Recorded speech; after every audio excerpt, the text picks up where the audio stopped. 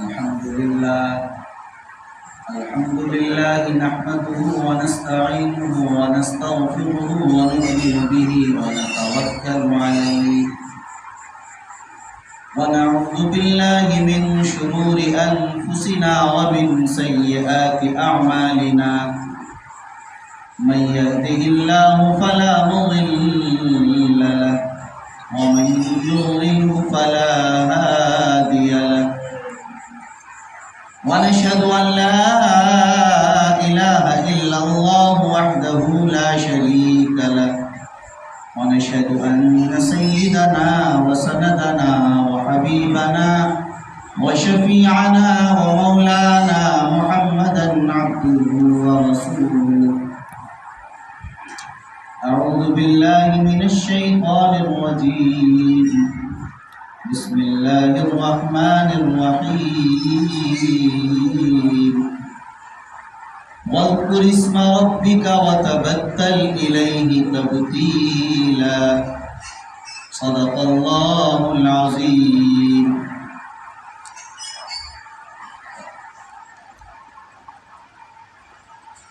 مٹا دو اپنی ہستی کو اگر کچھ مرتبہ چاہو، مٹا دو اپنی ہستی کو اگر کچھ مرتبہ چاہو، کہ دانہ خاک میں مل کر گلے گلزار ہوتا ہے. حاضرین بزرگوں اور دینی بھائیوں،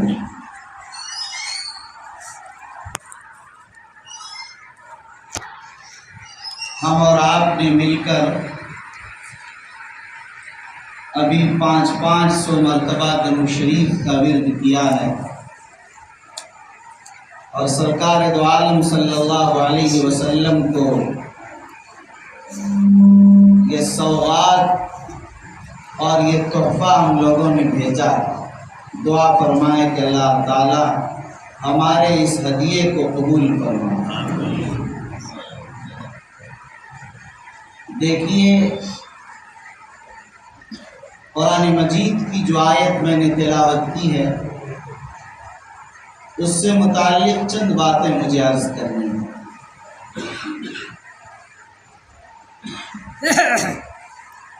انسان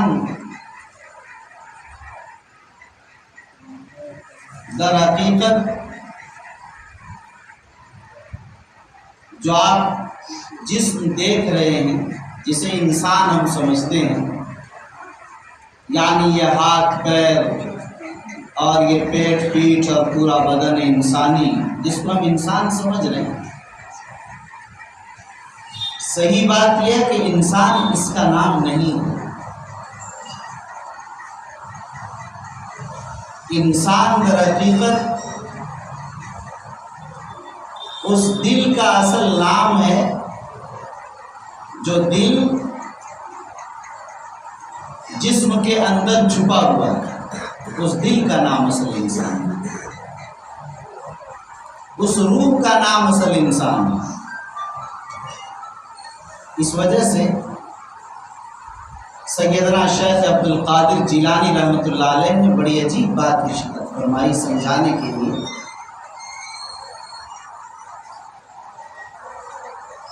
کہ انسان کا جو جسم ہے یہ پنجڑے کی مانند ہے، پنجڑے کی. اور در حقیقت انسان جو ہے، انسان وہ پرندہ ہے. انسان پرندہ ہے اور انسان کا جسم پنجڑا ہے. جس طرح سے پرندہ طوطا پنجڑے کے اندر رہتا ہے، تو اصل پنجڑا مقصود نہیں، وہ اس کی حفاظت کے لیے ہے.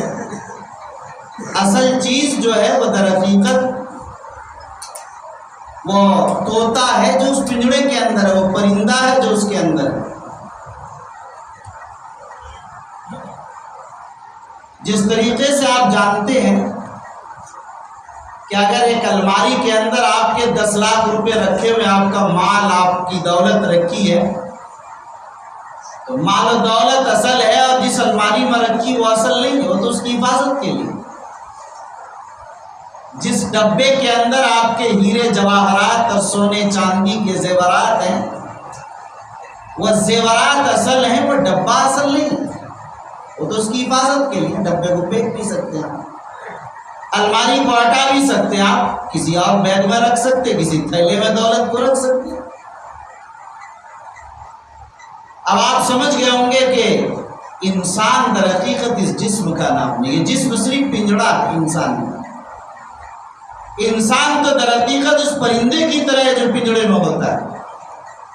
معلوم ہوا کہ انسان در حقیقت وہ الگ چیز ہے جو چھپا ہوا، جس سے میں نے کہا وہ دل ہے، وہ روح ہے، وہ ہے انسان۔ اسی لیے آپ دیکھتے ہیں کہ جیسے ہی ادھر روح نکلی تو آپ دیکھتے ہیں کہ کیا کہا جاتا ہے، ادھر روح نکلی فوراً کہا جاتا، یہ نہیں کہا جاتا ہے کہ عبداللہ کا انتقال ہو، عبداللہ کو اٹھا کر عبداللہ کو دفنانا ہے، عبداللہ کی نماز جنازہ ہو، نہیں۔ 70 سال کا انسان جس کا نام لیتے لیتے آدمی تھک جاتا ہے، ابھی روح نکلی اور ابھی اس کا نام ختم ہو گیا، پورے گاؤں آبادی سے اس کا نام ختم ہو جاتا ہے۔ میت کو نہلانا ہے، میت دلی سے لے آیا گیا، میت کو کفن پہنانا ہے، دیکھو میت کے پاس پنکھے لگا دو، برف رکھ دو، گرمی بہت زیادہ ہو رہی، میت اٹھا لیا گیا، میت جنازہ ہو چکی ہے۔ یہ کیا میت کا لفظ کہاں سے آ گیا؟ کہاں گئے وہ عبداللہ، وہ عبد الرحمن، وہ زید، وہ بکر، وہ عمر، وہ خالد، کہاں چلے؟ اب نام بھی نہیں رہا۔ ذرا سمجھیے اس بات میں، کہاں چلا گیا؟ یعنی اب وہ زید، بکر، عمر، خالد نہیں، کوئی نہیں رہا، وہ جس کو جانا تھا وہ جا چکا، اعلیٰ علیین میں یا اسفل سافلین، وہ چلا گیا اللہ کے دربار میں اللہ کی رحمتیں حاصل کرنے یا اللہ کی لعنتوں میں پہنچ گیا۔ اسی لیے کوئی انسان یا نہیں رہا دنیا میں۔ یہ تو جسم کا ایک احترام ہے کہ اس پنجڑے میں وہ انسان رہا ہے، تو اس پنجڑے کو توڑ کر پھینک نہ دیا جائے، اس کو دفن کر دیا جائے حفاظت سے اس جسم کو۔ ظاہر ہے کہ نام غائب ہو جاتا ہے، آپ دیکھ رہے معلوم کہ انسان وہ نہیں ہے جو جسم ہے۔ اسی لیے آپ دیکھتے ہیں انسان اگر سوتا ہے تو اس کو کیڑا مکوڑا نہیں کھاتا، چونٹیاں نہیں کھانے لگ جاتی، اور انسان جیسے ہی مر جاتا ہے کہ کیڑے مکوڑے اس کو کھانے لگ جاتے ہیں۔ کیڑے مکوڑے انسان کو نہیں کھاتے ہیں، اس جسم کو، اس پنجڑے کو کھاتے ہیں۔ جب وہ آدمی باقی نہیں رہتا اس کو کھایا جاتا ہے۔ الغرض مجھے بتانا یہ تھا، آپ کے ذہن میں رہنا چاہیے، ہم اور آپ جس بدن پر صابن لگا رہے ہیں، جس پر ہم شیمپو لگا رہے ہیں، جس کو خوبصورت کپڑوں سے مزین کر رہے ہیں، اور جس بدن کو طاقتور اور موٹاپا اور حسن و جمال کے لیے ہم ساری محنتیں کر رہے ہیں، ساری دولتیں اسی لیے کما رہے ہیں کہ کھانا ملے تاکہ بدن میں طاقت رہے۔ ظاہر ہے کپڑا پہنے، اسی کھانا اور کپڑا اور اسی سونا، اسی جسم کو آرام دینے کی ساری کوشش ہے۔ ہم نے دیکھا کہ اس روح کو آرام دینے کے لیے، اس روح کو کھانا کھلانے کے لیے جو اصل آپ ہیں، آپ یہ جسم نہیں ہے، گویا آپ اس پنجڑے کو تو روزانہ پالش کروا رہے ہیں، اس پنجڑے کو روزانہ مزین کر رہے ہیں، پینٹ کروا رہے ہیں، روزانہ دھلوا رہے ہیں، دھول بھی نہ لگے اس پر، صابن سے اس کو دھو، اور اندر کا پرندہ مرتا چلا جا رہا ہے، اسے کھانا بھی نصیب نہیں، اندر آپ پانی بھی نہیں دے رہے تو کیا ہوگا؟ وہ پرندہ مر جائے۔ اسی لیے ہمارا دل مر جاتا ہے، ہمارا دل مر جاتا ہے، ہمارے دل مردہ ہے، وہ مر چکے، اور کیوں نہ مرے جبکہ اس کی روح کو، ہمارے جسم کو تو غذا مل رہی، لیکن اس روح کو جو غذا ملنی تھی وہ غذا نہیں ملی۔ جب اس روح کو غذا نہیں مل رہی تو آپ اندازہ کیجئے کہ وہ مرے گا کہ نہیں مرے گا؟ مر جائے۔ نفس کو مردہ رکھنا چاہیے، مارنا چاہیے، نفس کو اور روح کو زندہ رکھنا چاہیے۔ ہم نفس کو زندہ رکھتے ہیں اور روح کو مردہ کر دیتے، اس لیے کہ روح کی غذا ہی نہیں دیتے۔ جب روح کو غذا نہیں ملے تو مر جائے گی روح یا باقی رہے گی؟ ذرا آپ حضرات بتائیے، مر جائے گی نا روح۔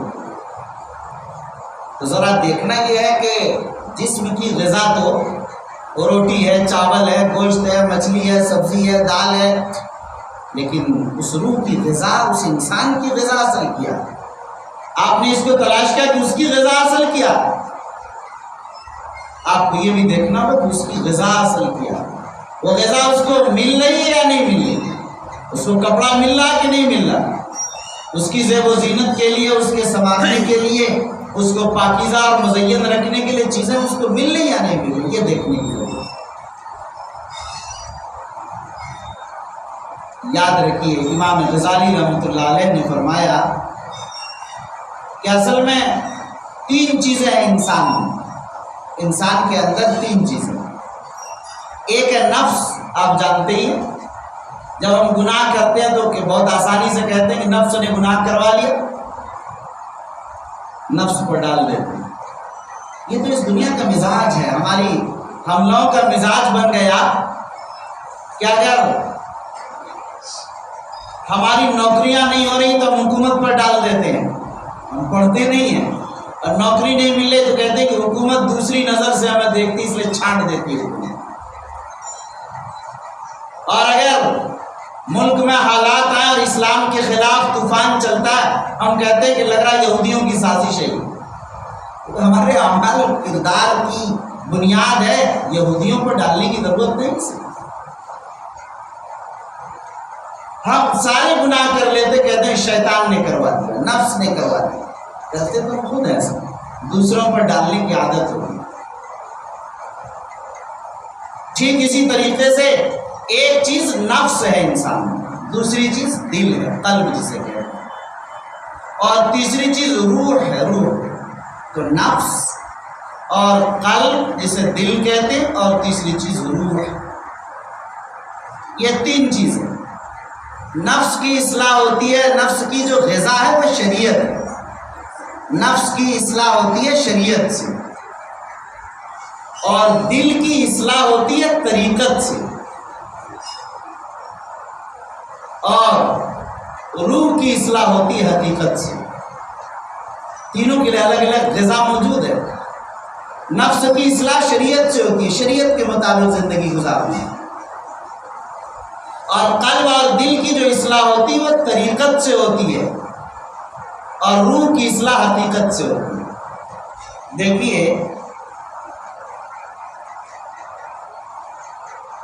ہمارے بزرگوں نے لکھا ہے، امام غزالی نے ایک موقع پر لکھا ہے کہ تصوف کا جو پورا نچوڑ ہے وہ 2 ہی چیزوں میں، 2 چیزوں میں۔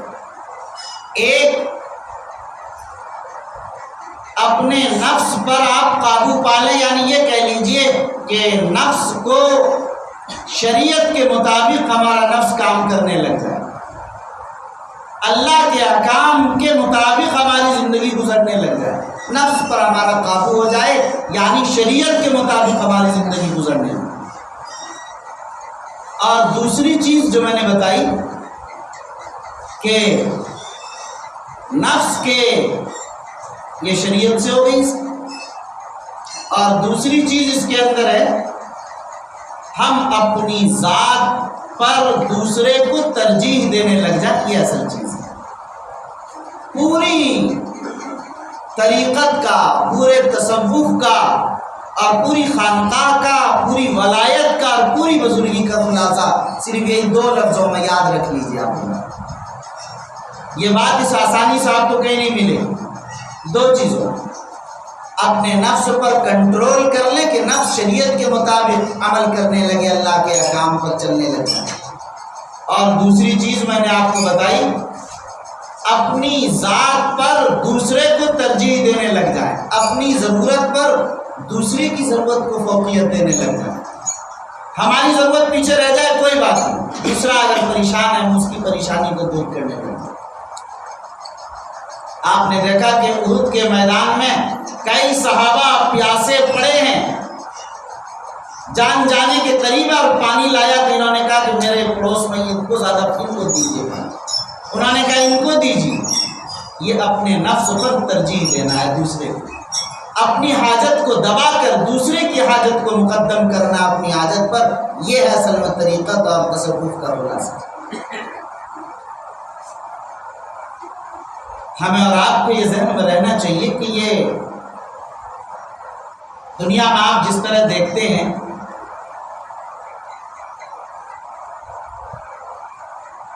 کیا آپ نے دیکھا کہ دنیا کے لیے غذا ہے اور آپ نے ابھی سمجھ لیا جیسا کہ میں نے بتایا کہ انسان کے جسم کے لیے جس طرح غذا ہے، انسان کے دل کے لیے اور اس کی روح کے لیے غذا ہے، وہ غذا شریعت اور طریقت اور اللہ کا ذکر ہے۔ در حقیقت اللہ کا ذکر اس کی غذا ہے، روح۔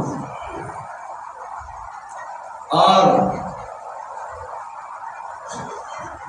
آپ نے یہ دیکھا کہ جس طرح نفس بیمار ہوتا ہے، کبھی ہم کو بخار آ گیا، کبھی دست آ گئے، کبھی بڑی بڑی بیماریاں لگ جاتی ہیں، نفس بیمار ہوتا ہے، اس کا بھی علاج ہوتا ہے، اس کے بھی ڈاکٹر ہوتے ہیں۔ یہ ہیموپیتھک ڈاکٹر ہیں، یہ ایلوپیتھک ڈاکٹر ہیں، یہ MBBS ہیں، یہ MD ہیں، ہر طرح کے ڈاکٹر طبیب ہوتے ہیں جسمانی علاج کرنے کے۔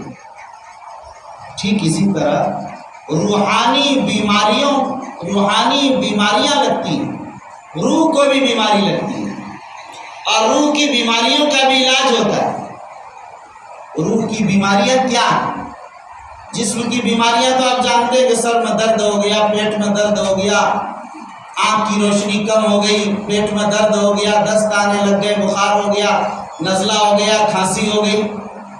لیکن روح کی بیماری کیا ہے؟ روح کی بیماری ہے تکبر، کبر، بڑائی۔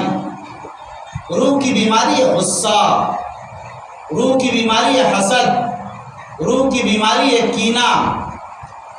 یہ سب روح کی بیماری ہے، اور اندر ہوتے پتہ نہیں چلتا، وہ دل میں آدمی چھپائے بیٹھا ہوتا ہے۔ یہ جو چھپی بیماریاں، پوشیدہ بیماریاں دل میں، یہ روح کی بیماریاں ہیں۔ اور روح کی بیماریوں کے لیے بھی علاج قرآن نے متعین کر دیا ہے، اور روح کی بیماریوں کے علاج کرنے والے جو لوگ ہوتے ہیں اس کو طبیب روحانی جو کہتے ہیں، روحانی علاج کرنے والے، اسی کو مرشد کہتے ہیں، اسی کو شیخ کہتے ہیں، اسی کو پیر کہتے ہیں، جو روحانی علاج کرنے والے ہوتے ہیں۔ اور آپ دیکھتے ہیں کہ میڈیکل سائنس پڑھ کے ڈاکٹر بن رہا ہے، علم تصوف کو پڑھ کر برت کر تب آدمی طبیب روحانی بنتا ہے، جسے مرشد کہتے ہیں۔ وہاں بھی ایک علم ہے جس کو پڑھنا پڑتا ہے، اس کے علم کو علم تصوف کہتے ہیں۔ یہاں علم تصوف پڑھا جاتا ہے، اور میں نے اسی علم تصوف کا خلاصہ آپ کو بتایا کہ دو ہی چیزیں ہیں، اپنے نفس پر قابو، اور دوسرا اپنے حاجت کو مؤخر کر دینا دوسرے کی حاجت کے لیے۔ بہرحال میں نے آپ کو بتانے کی کوشش کی کہ جس طرح روزانہ ہمیں ڈاکٹروں کے یہاں جانا پڑتا ہے اپنے علاج کے لیے، آج یہ بیمار ہے، کل وہ بیمار ہے، ٹھیک اسی طرح ہمیں اپنی روح کی بیماریوں کا بھی علاج کرانا چاہیے۔ اپنی روحانی بیماریوں کے علاج کے لیے بھی ہمیں فکر مند ہونا چاہیے۔ افسوس یہ ہے کہ ہم اپنی روحانی بیماریوں کو جانتے بھی نہیں۔ آپ جانتے ہیں اگر بیماری کو جان لے اور ڈاکٹر مرض کی، بیماری کی تشخیص کر لیتا ہے تو انسان کی جان بچ جاتی ہے، اور اگر بیماری کی تشخیص ہی نہ ہو، بیمار اپنی بیماری کو جانتا ہی نہیں، تو کیسی موت مرتا آپ جانتے ہیں؟ ایک زمانہ تھا کہ جب ہمارے آج سے 60-70 سال پرانی بات ہے، 80 سال پرانی بات ہے، کہ اس زمانے میں دست آتے تھے، پیچش لگتی تھی، لوگوں کو نہیں معلوم تھا کہ اس کو گلوکوز لگانا اور پانی چڑھانا، پانی کی کمی ہو گئی، لوگ اسی کے اندر مر جایا کرتے تھے، پورا 10-10 20-20 لوگ گاؤں سے صاف ہو گئے، نہ معلوم ہی۔ اب لوگوں نے ترقی کیا، سائنس نے اور میڈیکل سائنس نے بتایا کہ اس کا علاج فوری ہے کہ اس پر گلوکوز لگایا جائے، علاج کر پانی چڑھایا جائے، تاکہ جو پانی بدن سے نکلا وہ کنٹرول ہو جائے، ہزاروں کی جانیں بچیں، اس لیے مرض کی تشخیص ہو۔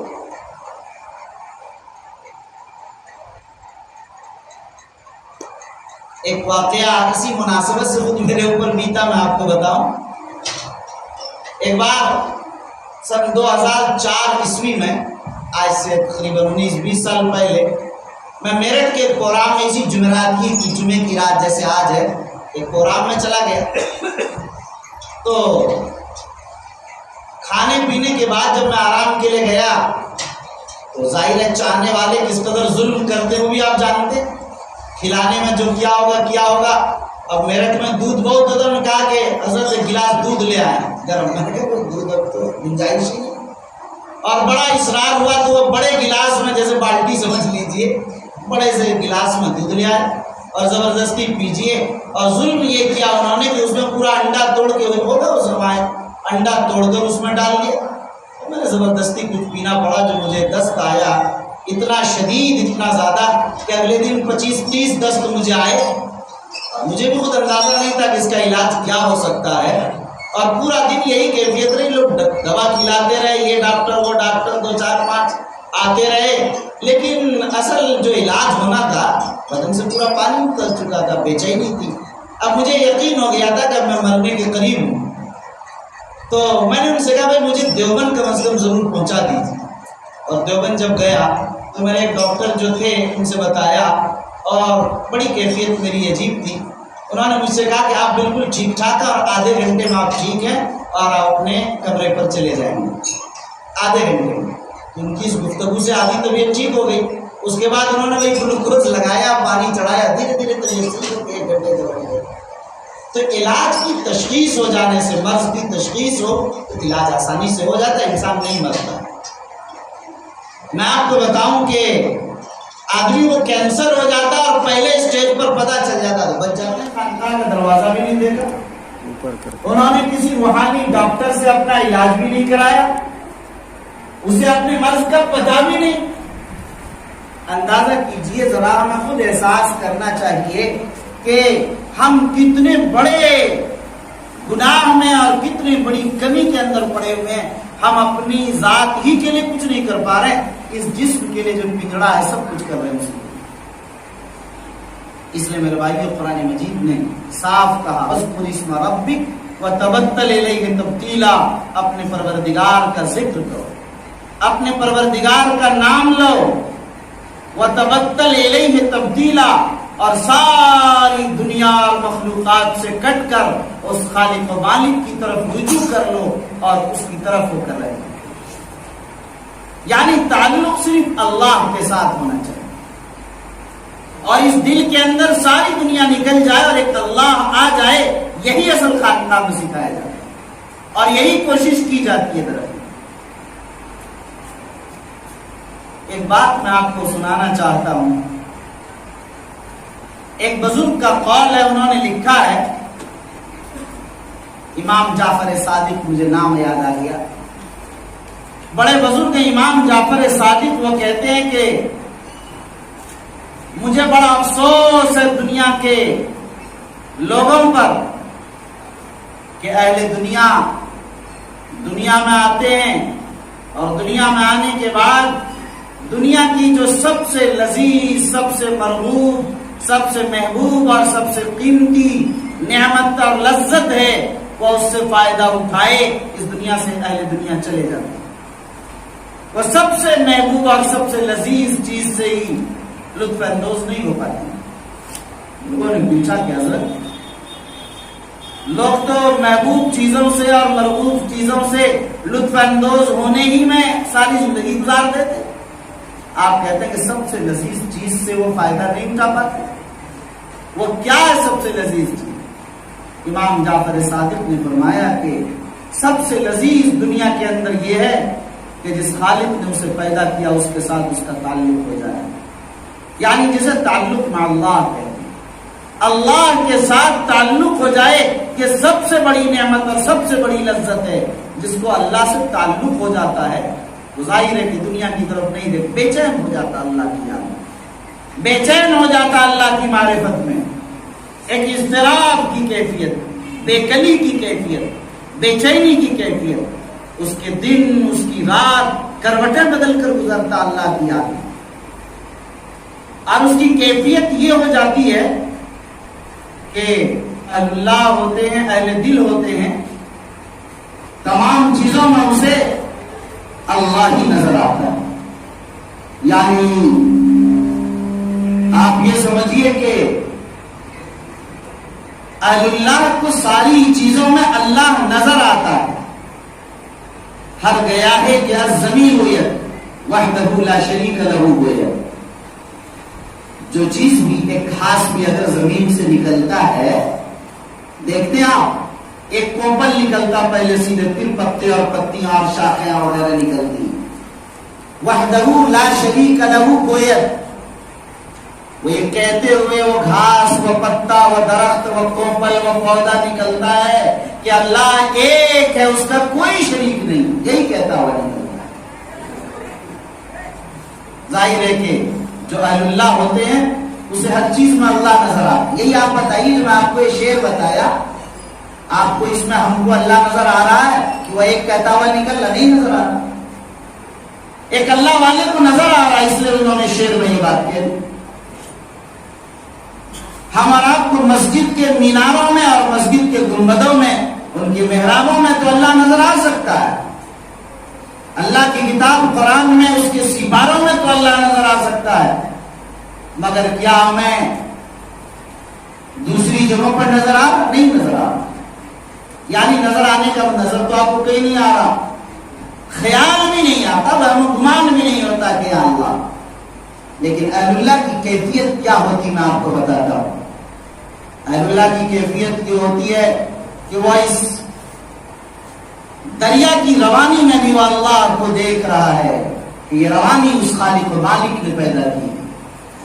وہ پہاڑوں کی اس اٹھان اور اس اونچائی اور بلندی میں اللہ کو دیکھ رہا ہے کہ جس طرح یہ پہاڑ بلند والا ہے، میرا خدا بھی بلند والا ہے.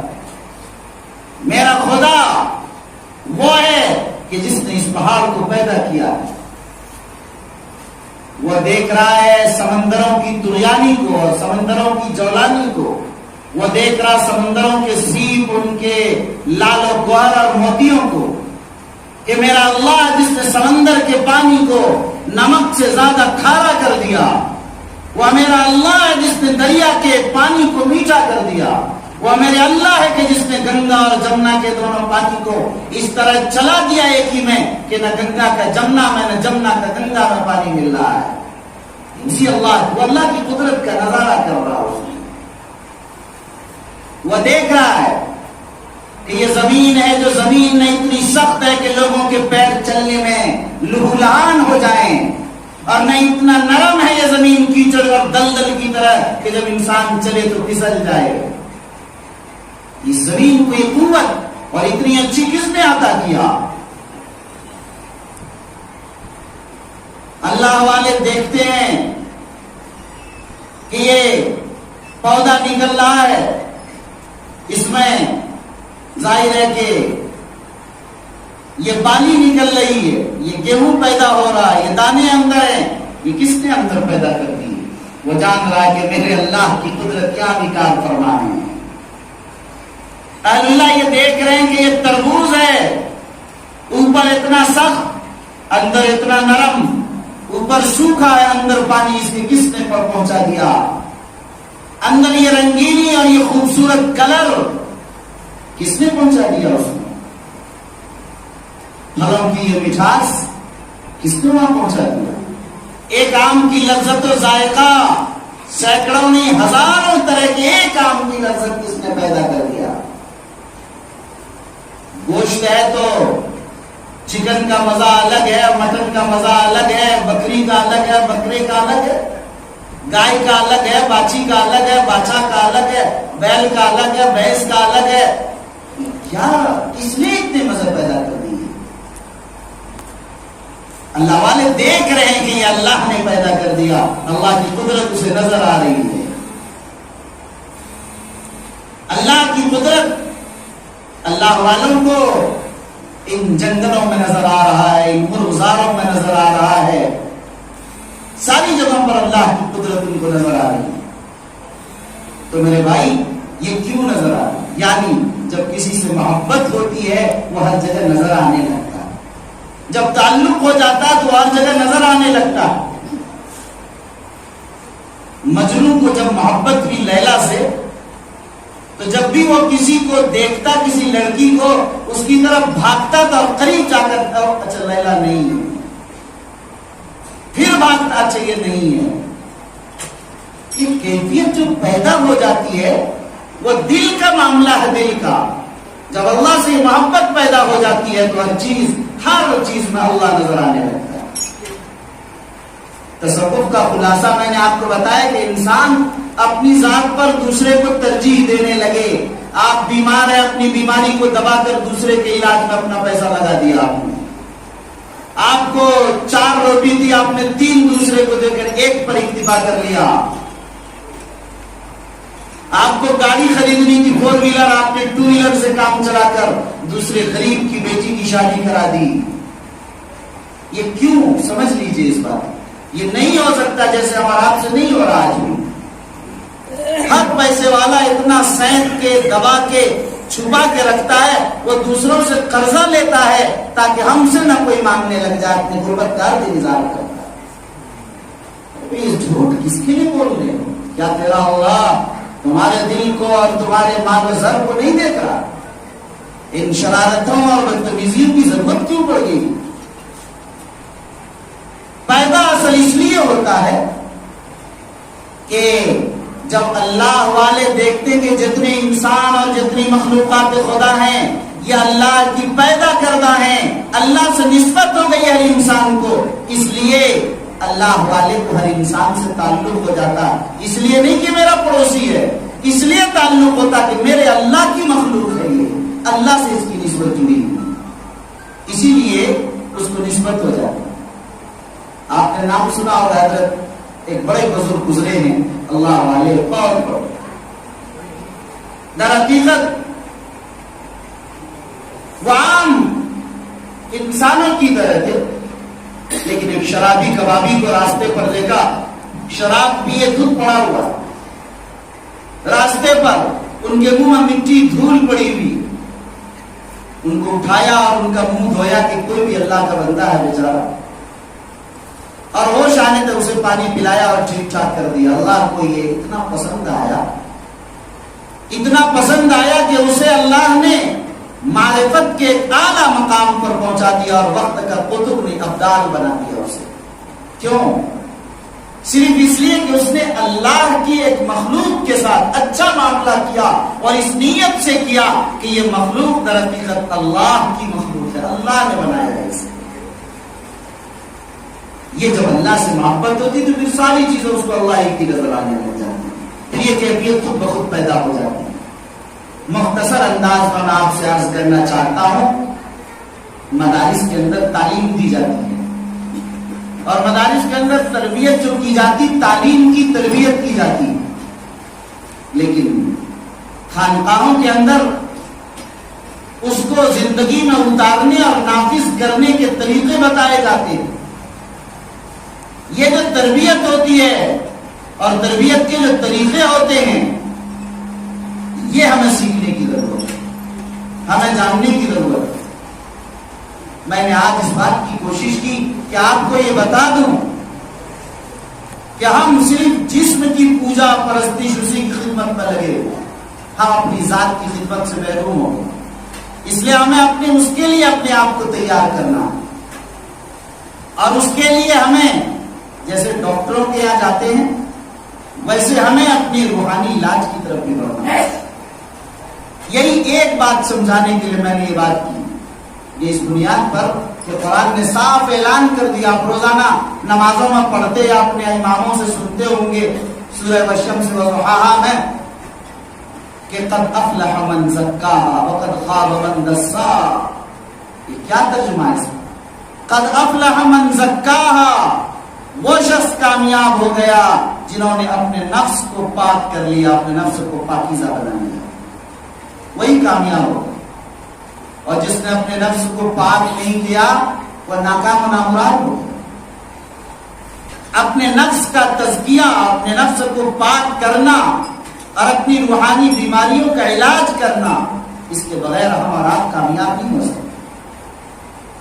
اس لیے اگر ہمیں کامیابی چاہیے تو ظاہر ہے ہمیں اپنے نفس کی اور اپنی روحانی بیماریوں کا علاج کرانا ہوگا، ان روحانی بیماریوں کو سمجھنا ہوگا، اس کا چیک اپ کرانا ہوگا روحانی ڈاکٹروں سے، اور پھر اس کا علاج کرانا یہ ہماری ذمہ داری ہے۔